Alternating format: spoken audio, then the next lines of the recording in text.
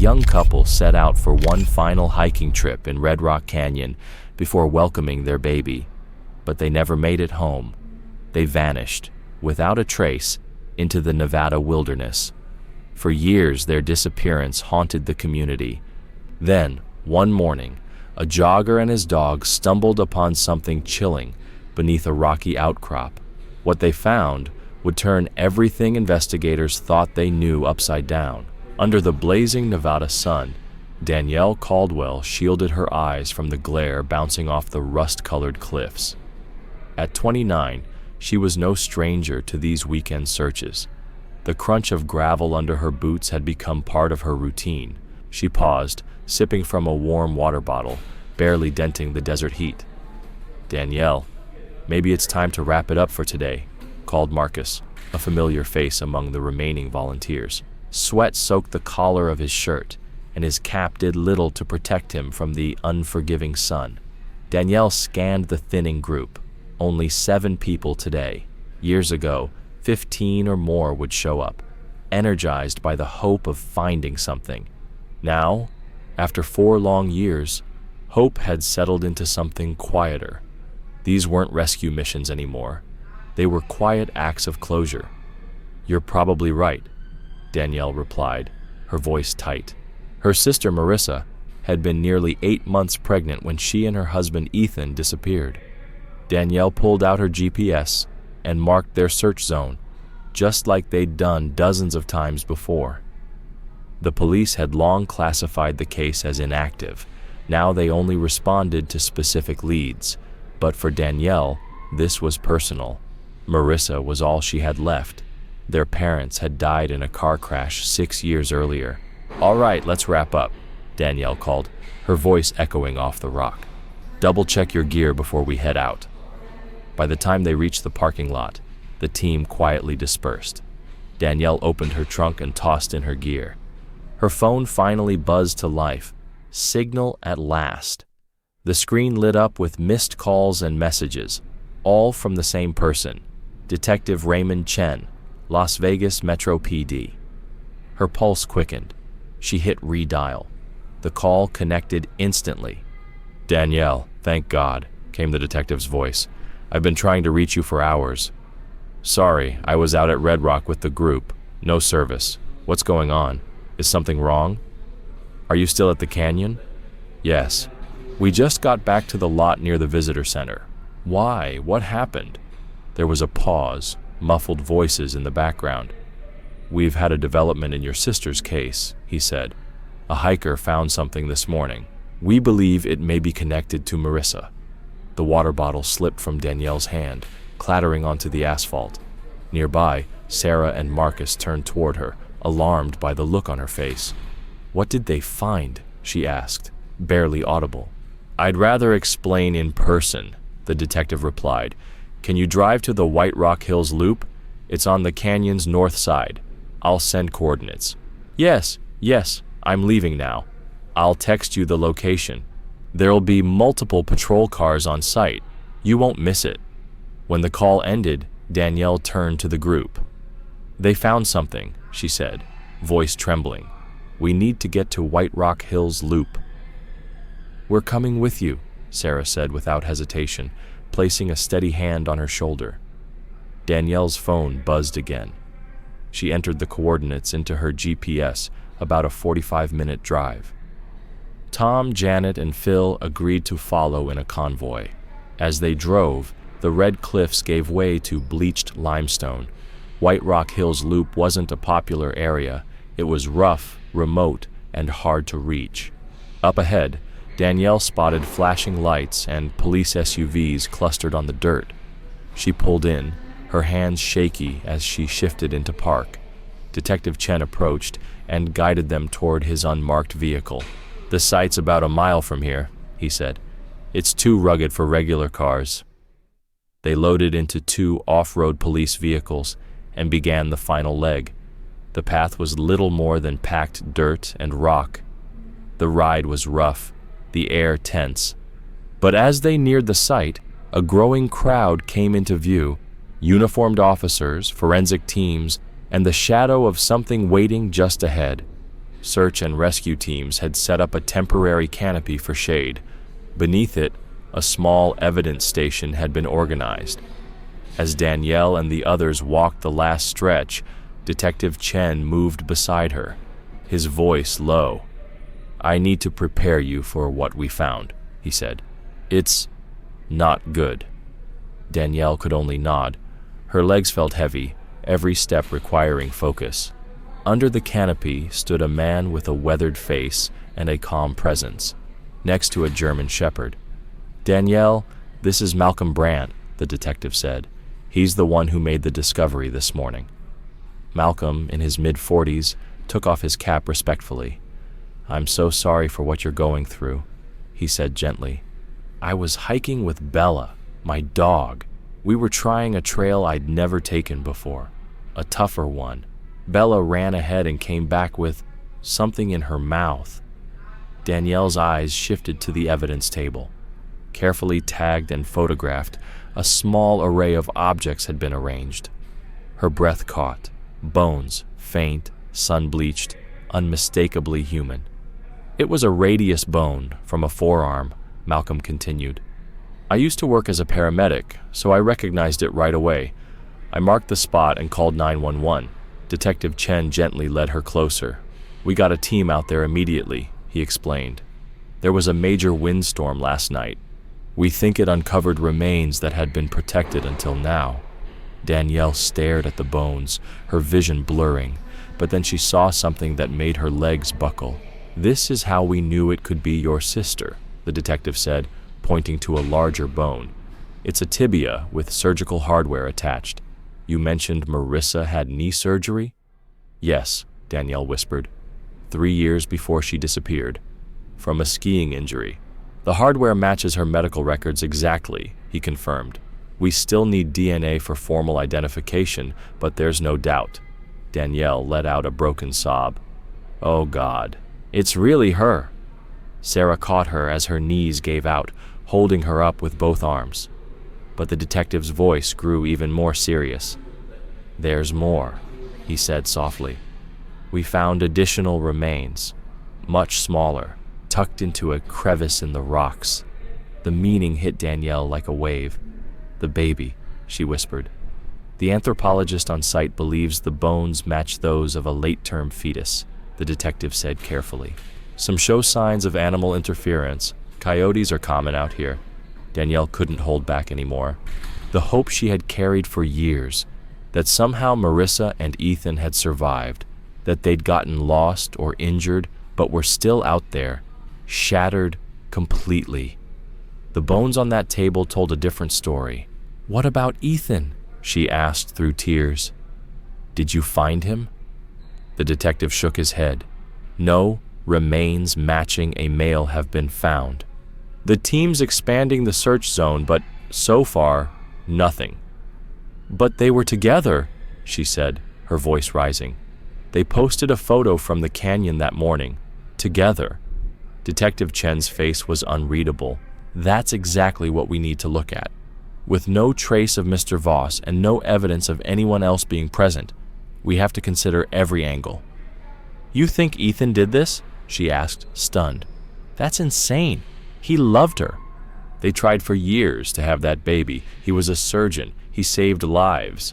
"I know this is hard," Chen replied, "but when only one person's remains are found, intentionally hidden, not simply lost, we can't ignore what that suggests." Danielle shook her head. "Ethan wasn't even an experienced hiker. Neither of them were. I told them not to go. Marissa was so far along. They said it would just be a short walk.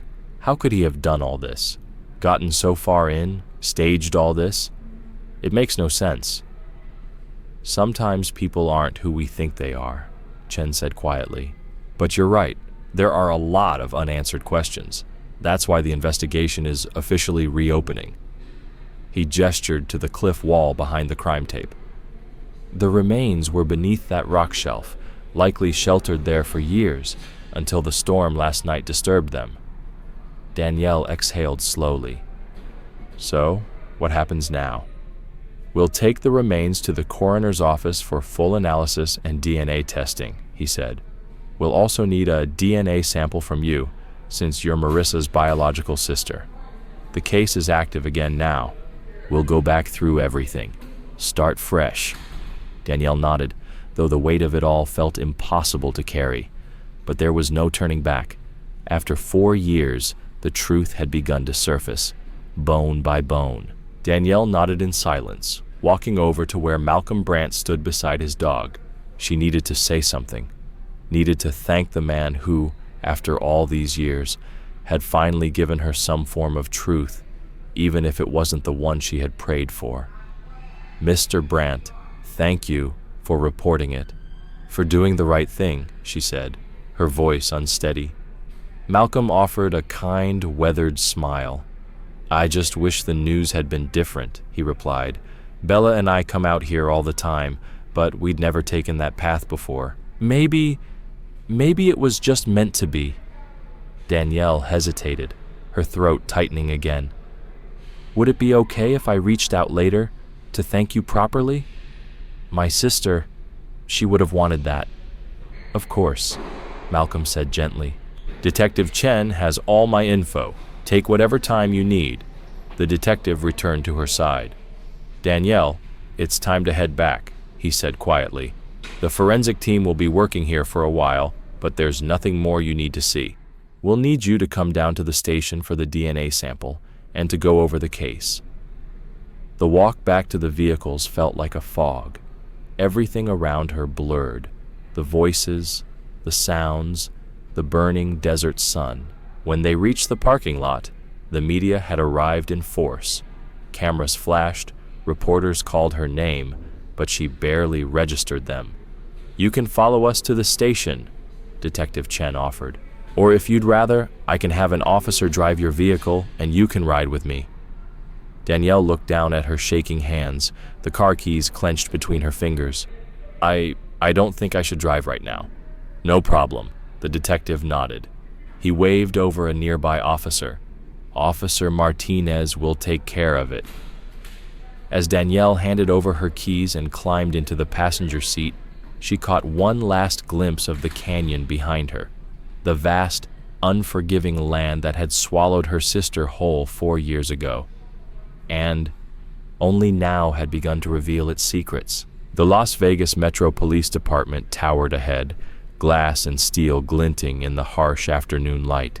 Inside, Danielle followed Detective Chen through the building, past the security desk, and into the heart of the investigations division.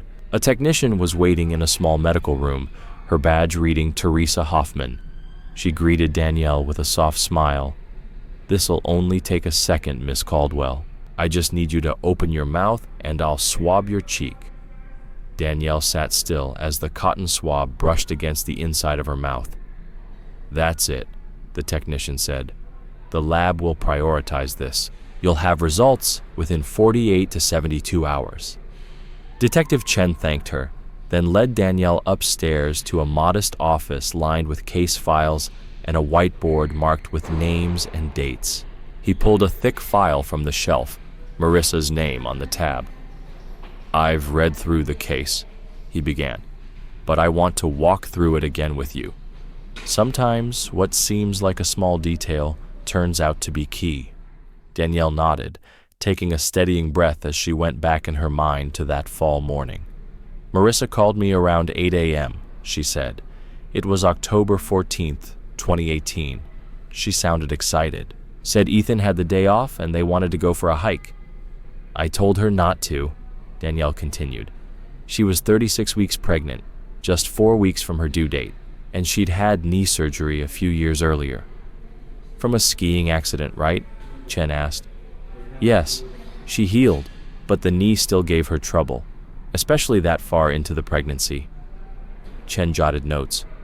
"But she went anyway." "She did. Marissa could be stubborn. She said her OB, Dr. Patricia Morse, encouraged her to stay active, that walking would help with the back pain and swelling. She thought it might even help the baby get into position. I told her to just walk around the block or go to the mall, but Ethan had been working nonstop. They wanted one last day together, just the two of them, before becoming parents." For the next 2 hours, the detective walked Danielle through everything: Ethan's background, their finances, friends, even subtle behavior changes in the weeks before. They vanished. Nothing stood out. There were no red flags. Still, Detective Chen's tone was careful but firm. "I know how hard this is to consider," he said, "but your sister's remains were hidden in a remote area, and we haven't found any trace of her husband." "You're saying Ethan might be responsible?" Danielle asked, stunned. "We can't ignore that possibility," Chen said. "Sometimes people lead double lives. Financial issues, secret problems, relationships outside the marriage. These things can stay hidden, even from those closest to them." "You won't find anything," Danielle said quietly, "because there was nothing to find." "There's nothing to find," Danielle said quietly. Detective Chen slowly closed the folder. "I hope you're right, but with cases like this, we have to stay alert. The discovery's already made it into the news cycle, and when that happens, people come out of the shadows. If Ethan's still out there, he might reach out, or if someone else was involved, they might feel threatened now." Danielle swallowed hard. "You think I'm in danger?" "I think it's smart to stay cautious," Chen replied. "If anything unusual happens, odd phone calls, someone following you, anything that doesn't feel right, I want you to contact me right away." "Did the team find anything else?" she asked. "They've expanded the search zone," Chen said. "But so far, nothing new. Weather permitting, they'll be back out tomorrow. We're also bringing in cadaver dogs to sweep the area more thoroughly." Danielle nodded, her body heavy with exhaustion. Together, they walked back down the hallway. Near the elevators, a young officer approached with a set of keys. "Ms. Caldwell," he said, "Officer Martinez asked me to return these to you." "Thanks," Danielle replied, accepting the keys. The familiar turn into her driveway felt strangely final this time. She pulled into the garage, and the door closed behind her like a seal shutting out everything she'd just witnessed. Inside, her house was too quiet, too still. She dropped her keys on the entry table and collapsed onto the couch. The weight of the day finally broke her. The sobs came in waves, deep, uncontrollable. Her eyes landed on the family photos still lined up on the shelves. Her parents, her sister, all gone. Her parents had been taken by a drunk driver returning home from their anniversary dinner, and now Marissa and her unborn child, found only as scattered remains in the desert. The silence in the house screamed. Eventually, she dragged herself to the bedroom, too tired to think, but knowing sleep wouldn't come easy. On instinct, she reached for her laptop and opened Facebook. She barely used it anymore, but something compelled her to look up the man who had found her sister. Malcolm Brandt's profile was public. Post after post showed him on remote trails, always accompanied by his dog, Bella. One post caught her eye, dated just 3 weeks earlier. He stood outside a little cafe holding a slice of cake. "Best cake I've had in ages," the caption read. "This little place near Valley of Fire is a hidden gem." The photo triggered a flood of memories. Marissa had been an incredible baker. Even after leaving her job to focus on the pregnancy, she never stopped baking. Their home always smelled like warm vanilla, rising dough, and sugar. Looking at Malcolm's post, Danielle had an idea. She didn't want to thank him with a store-bought gift. That didn't feel right. Instead, she'd honor both him and Marissa with something made by hand, something sweet, something Marissa would have baked herself. But to do that, she needed her sister's recipe book. She knew exactly where it was, in Marissa and Ethan's house. There was still daylight outside. Waiting until morning suddenly felt impossible. The walk to Marissa's home used to be comforting, a 10-minute stroll through a quiet, tree-lined neighborhood they had chosen to stay close to each other. But now, every familiar sidewalk, every picket fence, carried a different kind of weight. The house sat quietly on its corner, untouched since the day they vanished. Overgrown grass, old newspapers curling on the porch. Danielle had kept up with the basics, utilities and taxes, for about a year, but eventually she couldn't keep covering it all. She kept only enough active to stop the city from seizing the property. She slid the old house key into the lock and stepped inside. The air was different now. The scent of Marissa's perfume had long faded, replaced with the must of a home long sealed. She climbed the stairs. The recipe book would be in Marissa's secret spot. Her sister always treated her recipes like priceless heirlooms. Danielle checked the dresser, the closet, the shelves. Nothing. Then she remembered. There was a hidden panel behind the decorative mirror. Marissa had once shown it off like a magician revealing her favorite trick.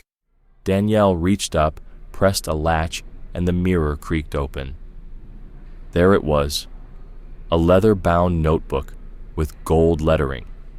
She sat down gently on the edge of the bed, flipping through the pages, every line written in her sister's neat handwriting, every recipe a piece of her heart, preserved on paper.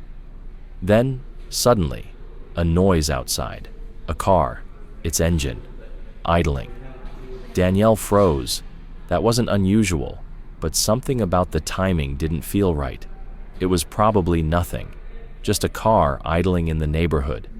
But something about the way it stayed, so still, so quiet, sent a ripple of unease through Danielle. She moved to the front window and peered out between the curtains. A dark sedan sat just beyond the curb. 3 men stepped out. The moment she saw them, her breath caught in her throat. They weren't chatting or glancing at their phones. They were walking directly toward the house with a kind of cold precision that turned her blood to ice. The man in front wore a brown fedora, odd, out of place, and strangely familiar. Danielle's mind raced. Should she call out? Ask what they wanted? But something in their posture, too confident, too silent, told her not to engage. These weren't neighbors stopping by. Then she heard it. Not a knock, not a doorbell. The sound of tools. They were trying to pick the lock. Panic surged.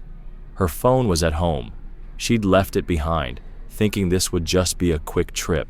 She darted toward the kitchen, toward the old landline. But in her rush, her hip clipped a decorative vase on the hallway table. It shattered, loud and sudden, against the hardwood floor. The scratching at the door stopped. Through the curtain, Danielle saw the men pause, then turn, fast, retreating to the sedan. As they reached the car, the man in the fedora glanced sideways, and for the briefest second, she saw his profile, the shape of his jaw, the way he carried his shoulders. It looked like Ethan, but that couldn't be. Could it? The car pulled away, and Danielle stood frozen, her mind a blur. Only the broken vase at her feet grounded her. She retrieved a broom and carefully swept up the shards, every movement helping to slow her racing pulse. Who were they? And if one of them was Ethan, why break in? Why not just use his key? And who were the other 2? She picked up the kitchen phone. Dead. She hadn't paid the landline bill in years. Detective Chen's warning echoed in her mind, that sudden developments in cold cases can stir up unexpected reactions. She needed to tell him what happened. But first, she had to leave the house. She returned upstairs to grab the recipe book, but her eyes landed on something else. A framed photo of Ethan at a medical conference in Reno, and on his head was the exact same brown fedora. She remembered when he bought it, said it made him feel like Indiana Jones. It had been a joke at the time. Now, it didn't feel funny at all. She grabbed the photo and the recipe book, checked all the windows, and stepped outside. The street was empty. The car was gone. But every step she took on the walk home felt heavier than the last. Every rustling leaf, every distant engine made her flinch. The short walk felt like a full mile. Only when she shut her front door, bolting it behind her, did her breath come easier. She rushed to her phone and dialed Detective Chen. He answered on the second ring. "Detective," she said breathlessly. "Something just happened at Marissa's house." She spilled the story. 3 men, trying to break in. No words exchanged, only movement. They'd fled when the vase shattered. And one of them, I swear he looked like Ethan, she added, her voice cracking. He wore that same brown fedora. I didn't see his whole face, just a glimpse, but it felt like him. There was a long pause. You're sure? No, she admitted.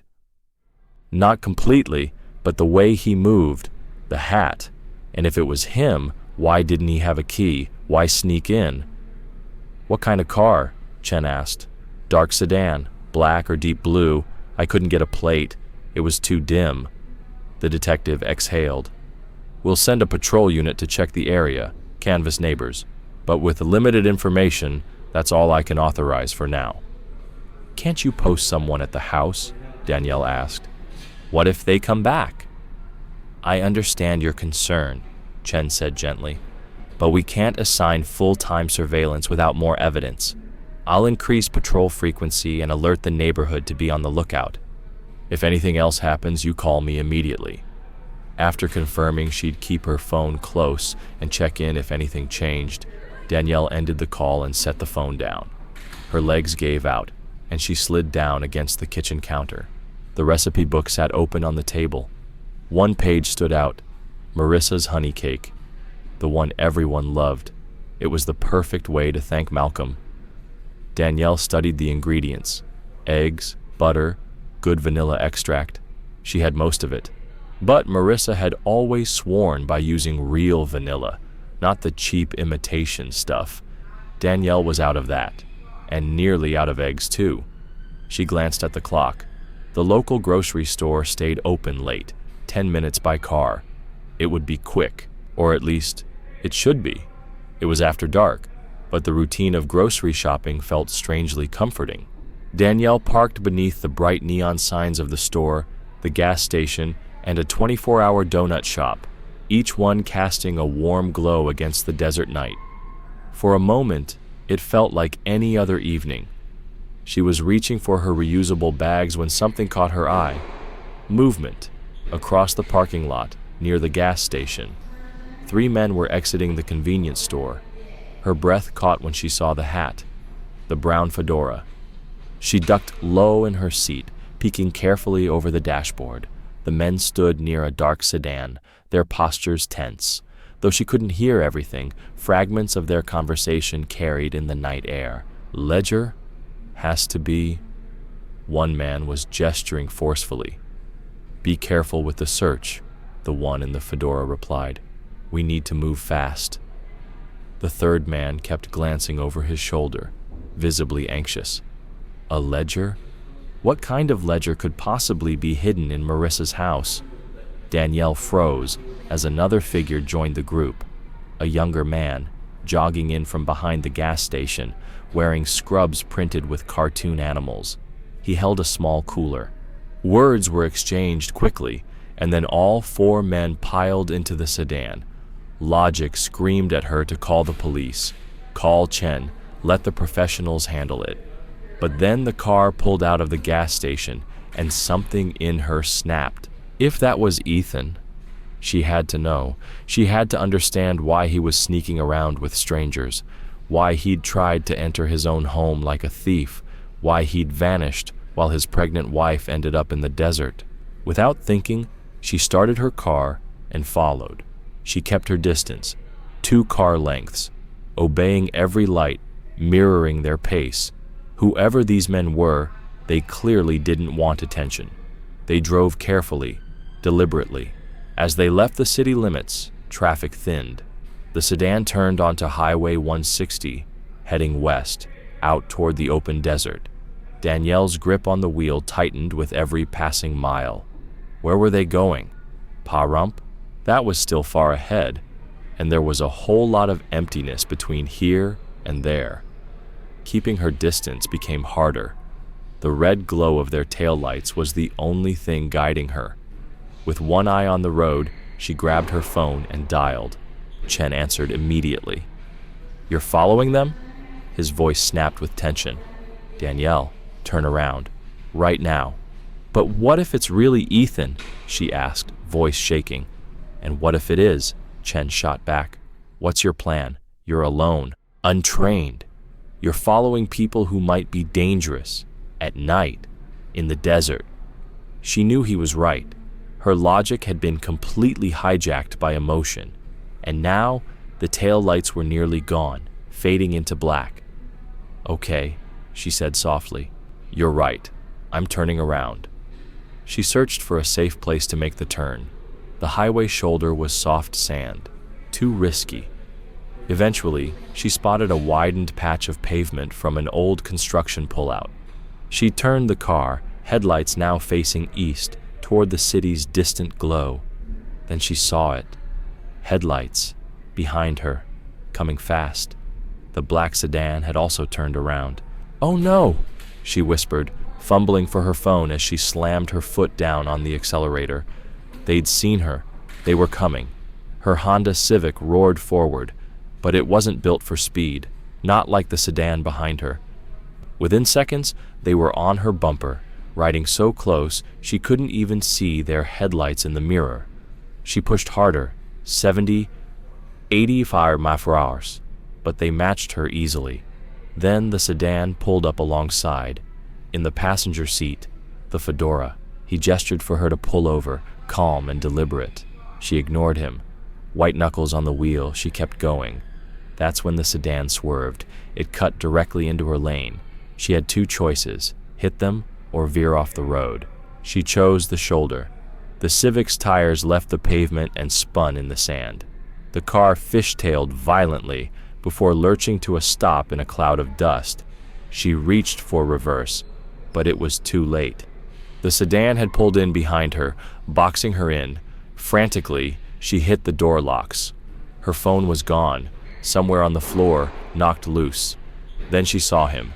The man in the fedora stepped out, moving with terrifying calm. He opened the trunk and pulled something out. A tire iron. "No, no, no," Danielle whispered, frozen in the driver's seat. He moved toward her window. The glass shattered with a brutal crack. Hands reached in.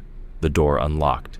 She screamed, fought, but they pulled her from the car, binding her wrists with zip ties, muffling her voice with cloth. In the blur of movement and fear, she caught his face. It wasn't Ethan, not even close. Relief hit her, then vanished, swallowed by the terror of what came next. They rifled through Danielle's car, scooping up her purse, phone, anything that could identify her, then bundled her into the back seat of the sedan, a man on either side. The one in veterinary scrubs settled next to her. The other, broad-shouldered and solid, pressed down on her shoulder when she fought the zip ties. "Save your strength," he said, almost kindly. "You'll need it." Up front, the driver, still wearing Ethan's familiar-looking hat, checked her reflection in the mirror. "Told you it was her," he bragged. "Face from this morning's news. Simple tint on that car window. I saw right through it." Moments later, a second man slid behind the wheel of her abandoned Honda and drove it away. A blindfold slipped over Danielle's eyes, and the night turned into an endless maze of turns and bumps. They drove for what felt like an hour before the car finally rolled to a stop. When the blindfold came off, the gag stayed on. Moonlight revealed a hulking warehouse in the middle of nowhere, silent from the outside, but alive with hidden lights inside. The windows were coated so no glow escaped into the desert. The driver removed his hat, ran a hand through thinning hair, and grinned. "Welcome," he said. "Name's Rico. You've met Max. Over there is Chen." They steered her down a corridor. Some doors hung open, exposing hospital beds, monitors, IV stands, and motionless shapes under blankets. Her pulse pounded. In one of the rooms, they secured her to a bed, swapping zip ties for padded straps. Rico yanked out the gag, and Danielle instantly screamed. A quick backhand silenced her. "Try that again," he warned, "and the outcome won't be pleasant. Understood?" Tears spilled as she nodded, tasting a metallic tang from where her cheek had caught her teeth. "Car handled?" Rico asked. "Already gone," Max said. "No one will trace it." Danielle latched onto the hat. "Where did you get that?" she whispered. Max laughed.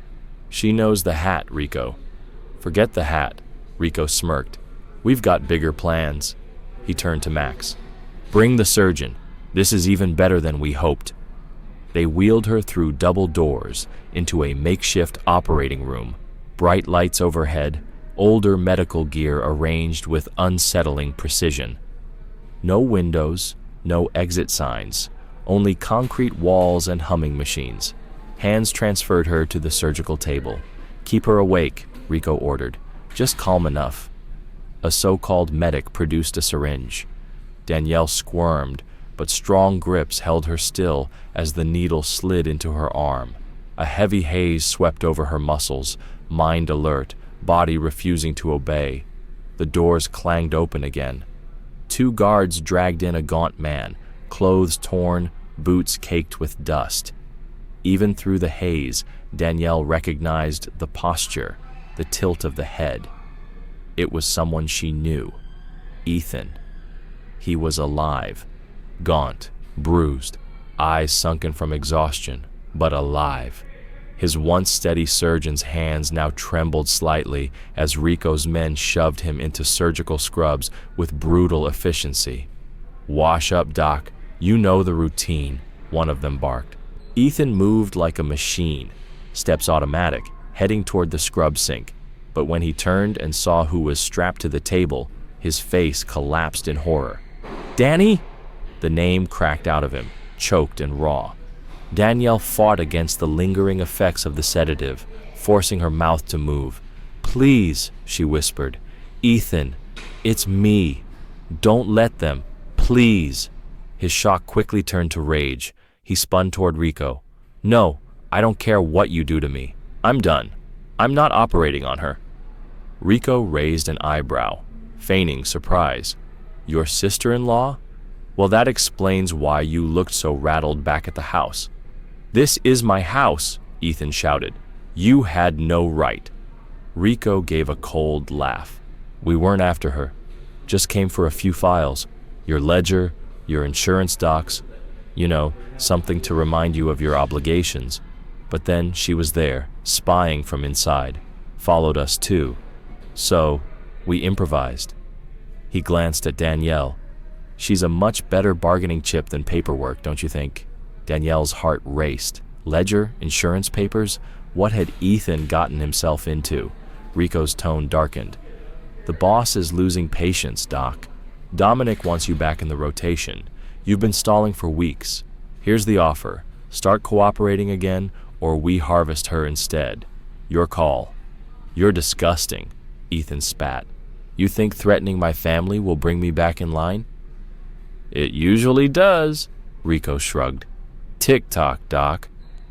Danielle watched Ethan's internal war written across his face. The last 4 years, his absence, Marissa's death, this twisted place, flooded her mind. Finally, Ethan's shoulders dropped in surrender. "Fine, but she's not to be touched. That's non-negotiable." "Lucky girl," Rico smirked at Danielle. "Gotta love family loyalty. Warms the heart." The door opened, and the man in scrubs from the gas station wheeled in a gurney. On it, a young, unconscious woman strapped down and completely still. "Move her," Rico ordered, nodding toward Danielle. They unstrapped her and transferred her to a wheelchair, parking her in the corner where she had full view, but no control.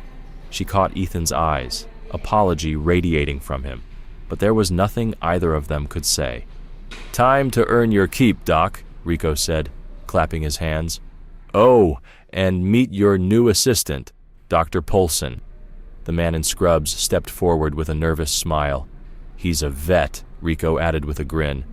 "But hey, organs are organs, right?" "You can't be serious," Ethan growled. "You don't let an animal doctor perform surgery on humans." "Then you'd better teach him fast," Rico replied. "Because if you don't, she pays the price."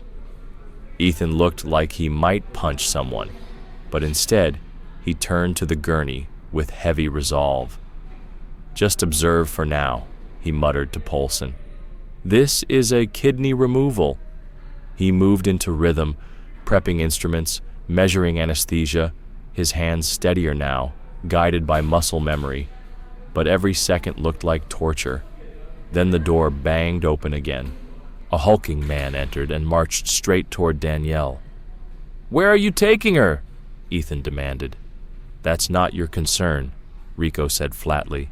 "But don't worry, she'll stay breathing, as long as you stay useful." The man grabbed Danielle's arm, dragging her from the wheelchair. Her legs wobbled from the drug, but she forced herself to stay upright. They moved through a maze of corridors. She was shoved into a small concrete room with a steel door, a bucket in the corner, and a single bed under a bare bulb. No window, no warmth, just silence and threat. "Won't be long," the man said with a leer that made her skin crawl. "Boss likes new ones. Compliant."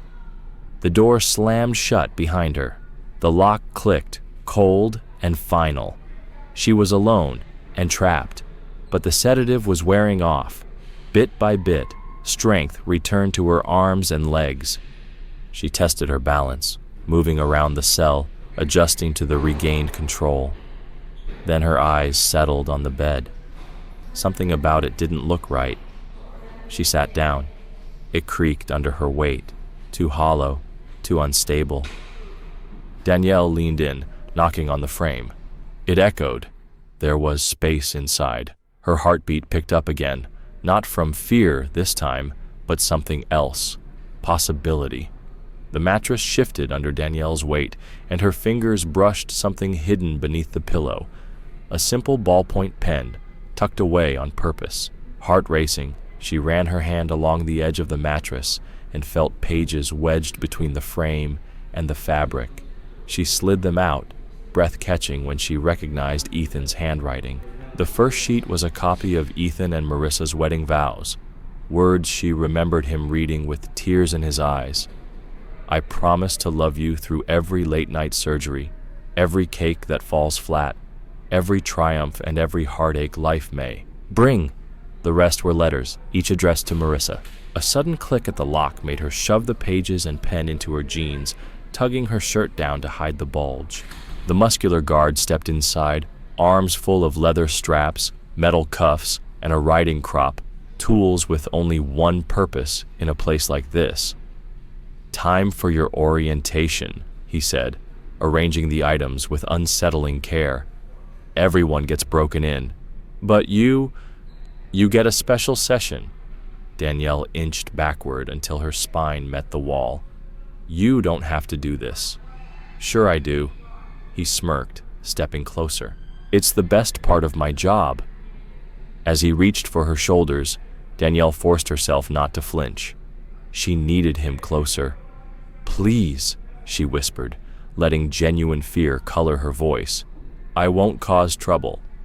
"Always the same story," he laughed, tightening his grip. "Let's begin." She spat in his face. Amusement vanished. His palm cracked across her cheek, sending her crashing to the floor. Colors burst behind her eyes.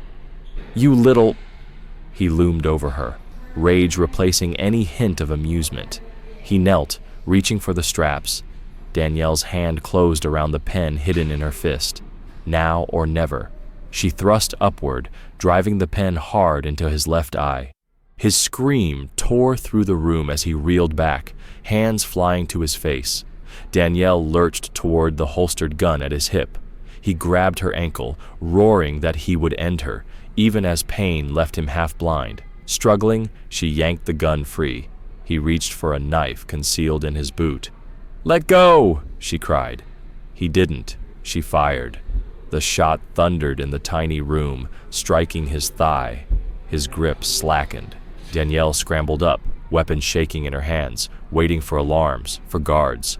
Nothing. The room had been built to swallow sound. She turned the gun on the lock, squeezed twice. Metal sparked. The mechanism twisted. The door swung inward. Emergency lights painted the corridor in pale green.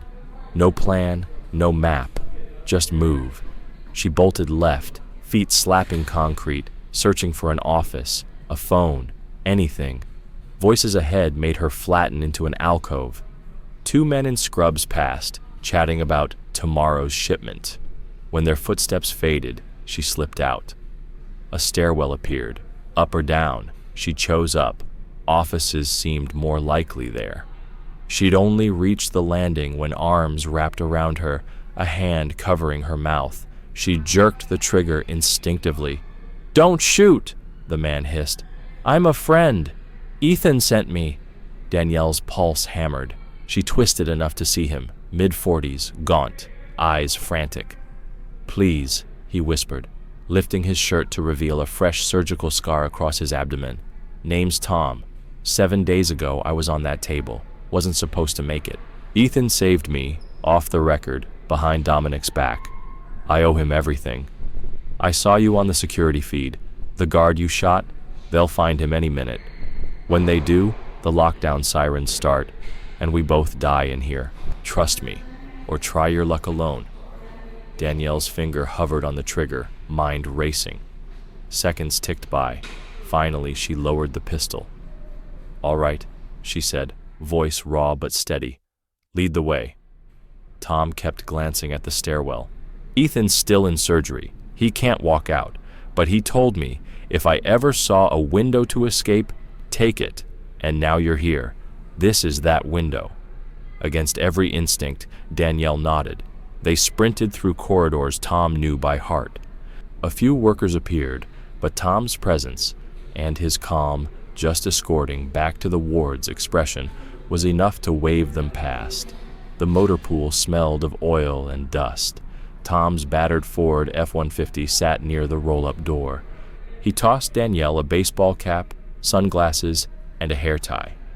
"Blend in." She stuffed her hair under the cap, slipped on the glasses, even at night, and climbed in. Tom eased toward the gate. The guard barely looked up, gave a lazy wave, and the truck rolled clear of the compound. They were out. Tom pushed the speedometer but kept it legal, desert highway unfurling beneath the stars. Danielle realized she had no idea where they even were. "There's a gas station about 30 miles up," Tom said. "We call from there." She gathered herself. "What is that place? What are they doing?" "Organ trafficking," Tom answered, voice flat. "Dominic Torino runs it. They grab people no one will miss. Homeless, addicts, runaway teens. Keep them alive just long enough to strip an organ whenever a buyer orders. Kidneys, liver lobes, corneas, sometimes even skin. Danielle fought a wave of nausea. "And Ethan?" 4 years, Tom said. "They made him operate. Recently he tried to refuse, so they needed leverage. Those papers in his house log every transaction. Enough to bury Dominic forever." A flicker of neon appeared on the horizon. Gas pumps, a single store, and a payphone glowing under the canopy. Tom parked in the shadows. Danielle hurried to the phone, fingers trembling as she dialed 911. "My name is Danielle Caldwell," she said, voice raw. "I was kidnapped. There's a warehouse north of Las Vegas. Organ harvesting, multiple victims, armed guards." Tom grabbed the receiver next and rattled off exact directions. Industrial zone, building 47B, highway 604. Separate admin building, at least 20 guards. Victims inside on IVs. Danielle cut back in. "Please notify Detective Raymond Chen, connected to the Marissa Voss case." Dispatch ordered them to stay put. Tom parked where they could watch the highway, but remain hidden. "Not everyone in there is evil," he murmured. "Most are trapped, like Ethan. But Rico's crew? They enjoy the power." "How many victims?" 15, maybe 20, Tom said, voice faltering. "Some don't survive long."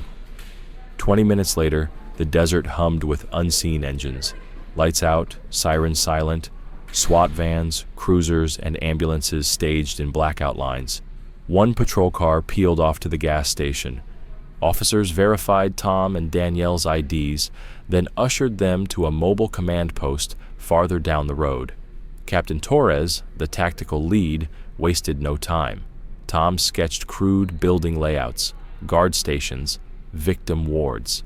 Danielle repeated, Ethan Voss is a victim. He's forced to operate. Torres squeezed her shoulder.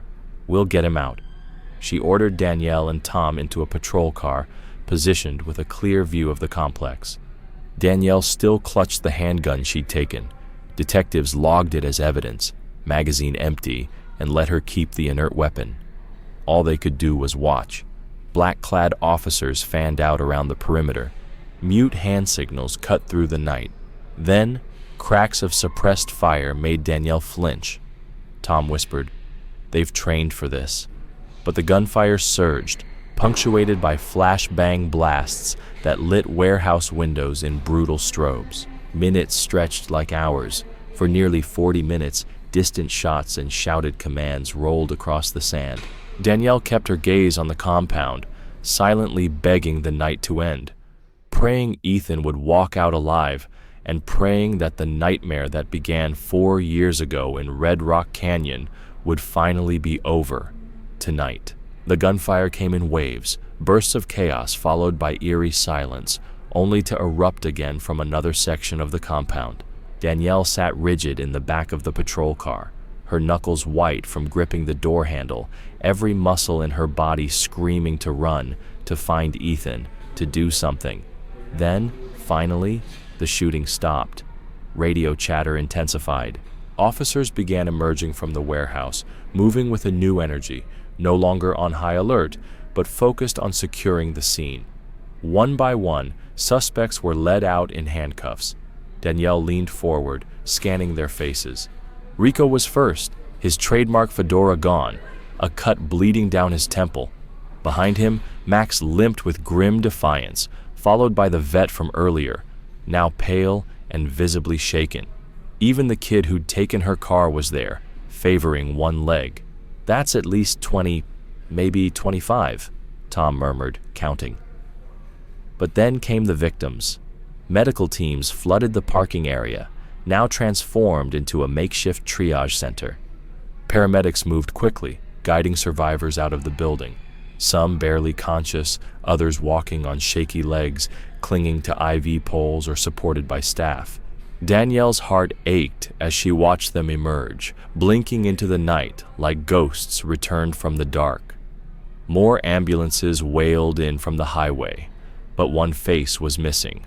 "Where's Dominic?" Tom asked, scanning the line of arrested men. "I don't see him." Danielle searched, too.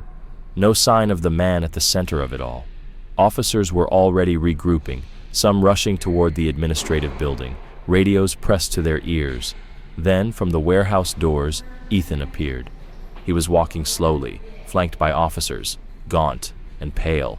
Even from a distance, Danielle could see how fragile he'd become, how much had been taken from him. A paramedic met him halfway, guiding him to the bumper of an ambulance and starting to check his vitals.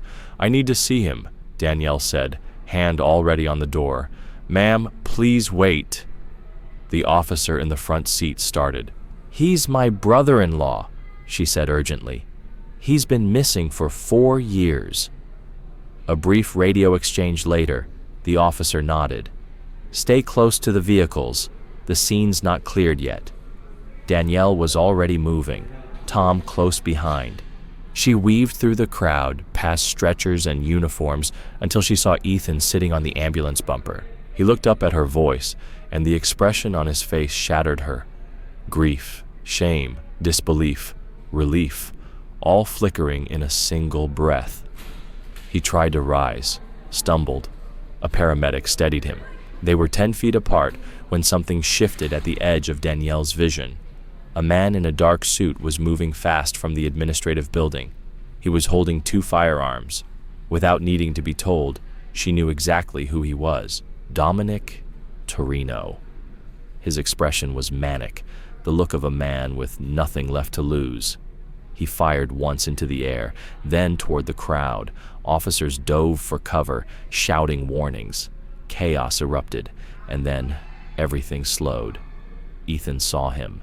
His face twisted, not in fear, but in rage. He shoved past the paramedic and sprinted toward Dominic's blind side.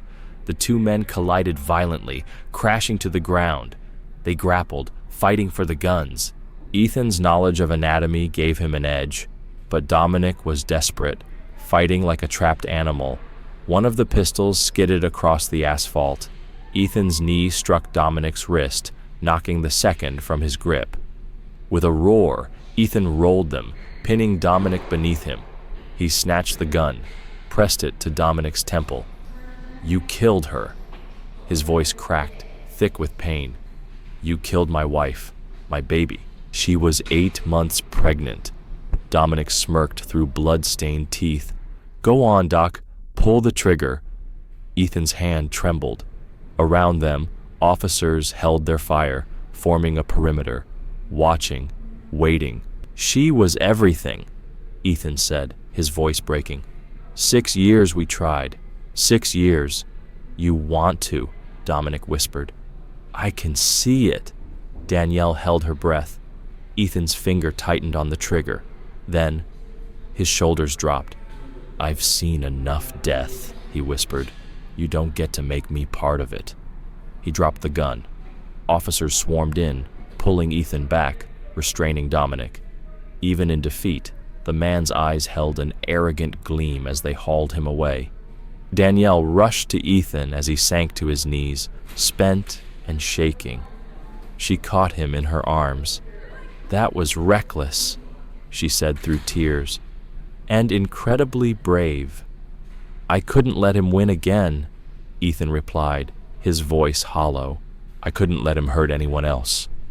He was trembling now, not from rage, but from the weight of everything he'd carried for 4 unbearable years. A paramedic approached gently but firmly, guiding Danielle and Ethan back toward the ambulance. As they helped Ethan sit, the medic began a more thorough assessment, lifting his shirt, gently prodding ribs, checking for old injuries. Danielle's stomach turned. His torso was a map of pain, faded bruises, scars, ribs that had clearly broken and healed poorly. "This was from saying no," Ethan murmured. "When I stopped operating, they tried to change my mind."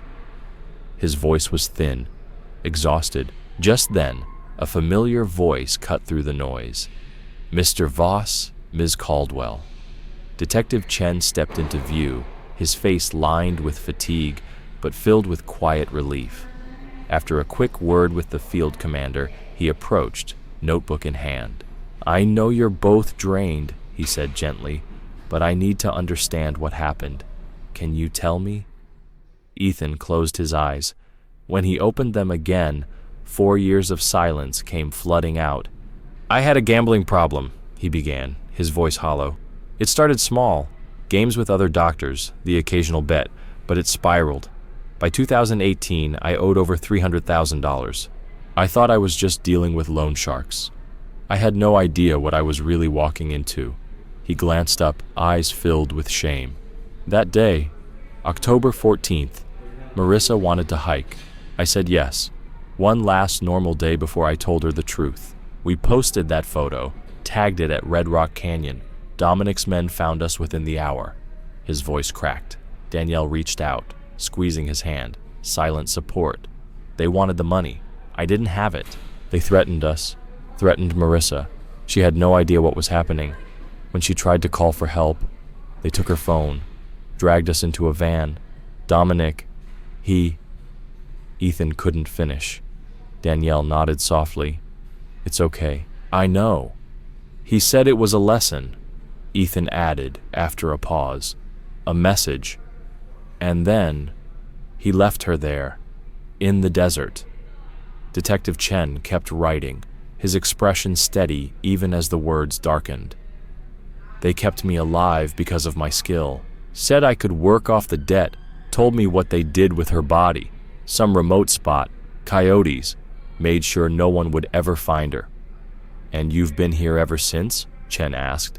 Ethan nodded. "For 4 years. At first, I told myself I deserved it, that it was punishment. So I did what they asked. I operated, again and again. Became what they needed." His eyes found Danielle's, pleading. "But then, a few weeks ago, it was our wedding anniversary. I had a dream. Marissa was in it. She said she was waiting, but only if I did the right thing, if I became a better man.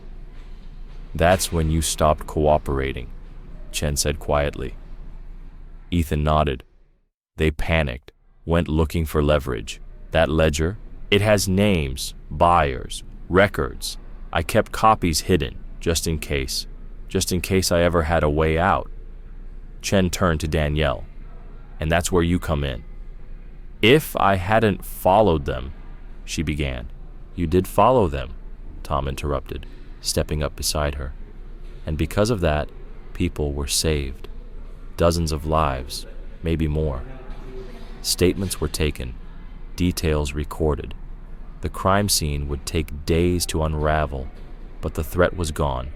Later, as they prepared to leave for the station, Danielle found herself seated beside Ethan in the back of a patrol car. The air between them was heavy with grief, but something else, too. I'm sorry, Ethan whispered, for everything, for Marissa, the baby, for disappearing, for letting it all happen. Danielle looked at him, tears in her eyes. She came to you in a dream, she said. If she could forgive you. Maybe I can try too. But Ethan, no more gambling. Ever. It stopped, he said, months before that day. But the debt had already consumed everything. He stared out at the desert. I'll spend the rest of my life trying to make it right, starting with giving Marissa and our child the burial they deserve. Danielle nodded, eyes full of emotion. Through the rear window, she watched Tom climb into another cruiser. Their eyes met for a moment. She mouthed, "Thank you." He nodded back, "I understand." As the patrol car pulled away, leaving behind the warehouse, the flashing lights, and the wreckage of everything that had happened inside, Danielle and Ethan sat side by side, torn by tragedy, bound by loss, but no longer alone in it. The sun hadn't risen yet, but for the first time in 4 years, they weren't moving deeper into darkness. They were moving towards something else, something that, if not yet healing, at least looked like hope.